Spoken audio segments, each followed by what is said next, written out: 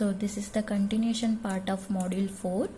So in module 4 we have already discussed the root locus technique, Bode plots, after that frequency domain specification. So before going to the frequency domain specification, we will discuss the correlation between time and frequency response. So what is mean by time response, what is mean by frequency response, we will discuss that. So see here, this is a frequency response analysis. In that, this is the main point, correlation between time and frequency response for a second order system. So we have already know that the second order characteristic is omega n square by s square plus 2 zeta omega n s plus omega n square. This is the characteristic of a second order system.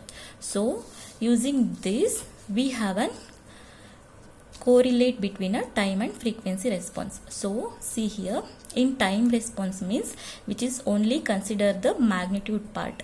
Magnitude part means this one. For example, root of a plus jb means which is equal to root of a square plus b square. This is the magnitude term. Magnitude part means the variable term which we consider as a time response. So time response means magnitude part. If it is frequency response means both will consider, that is magnitude and phase. Magnitude part and phase part, both will consider as a variable term. So for example, phase term means if it is a plus jb equal to tan inverse of b by a. If it is x plus iy means tan inverse of y by x. So this is the phase term and this is the magnitude term. So if it is time response means magnitude term, if it is frequency response means the magnitude and phase both will get a variable term. So this is a correlation. So see here, for frequency domain specification means we will consider in resonant peak, resonant frequency and bandwidth.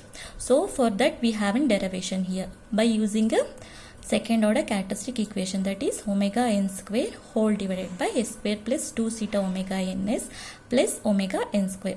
This is the closed loop transfer function of a second order system. So after this we will consider an example. So see here, this is the given example. The forward path transfer function of a unity feedback control system, that is h of s equal to 1, is given by g of s equal to 100 whole divided by s into s plus 6.54. So they have given g of s and here they have told unity feedback, that is h of s equal to 1. They are given h of s and g of s. So we need to find out the resonant peak, resonant frequency, that is omega r, and bandwidth of a closed loop system. So before going to these terms, we will discuss the given data. So what the given data? G of s equal to 100 by s into s plus 6.54 and h of s equal to 1. So the closed loop transfer function means C of s, output by input, that is C of s by R of s, that is control input by reference output. Output by input, control output by reference input, that is equal to g of s whole divided by 1 plus g of s into h of s. So the denominator part we call it as characteristic equation. We have already know that. After that, just substitute the g of s value, that is g of s equal to 100 by s into s plus 6.54 and h of s as unity feedback, that is 1. So we have substitute here. After simplification, we will get 100 by s square plus 6.54 s plus 100. So this we need to compare with the characteristic equation of a second order system, that is CES, that standard form, omega n square whole divided by s square plus 2 zeta omega ns plus omega n square. This we need to compare. After that, we have to find the resonant peak, resonant frequency and bandwidth. See here, omega n square means 100. If it is omega n means 10 radian per second. So we got a omega n value. Similarly, zeta value. So 2 zeta omega n equal to 6.54. Similarly, zeta value we got it as 0.327. After this, we need to find out the resonance frequency, resonant peak and bandwidth. So we have a formula for resonant frequency.